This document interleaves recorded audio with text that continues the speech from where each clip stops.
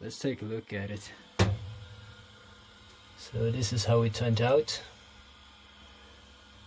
I was a bit short of time, so I had to use a bit more step over or step down than I wished, so the flat spots doesn't look super good, but I'm very impressed with the wings and the tail and the legs here. I think they look pretty decent. I will make some more tries someday when I have some more time. I just started this program here when I worked some on the bellows. I thought that the router could do something during the time, so it was pretty fun. But yeah, just a short video.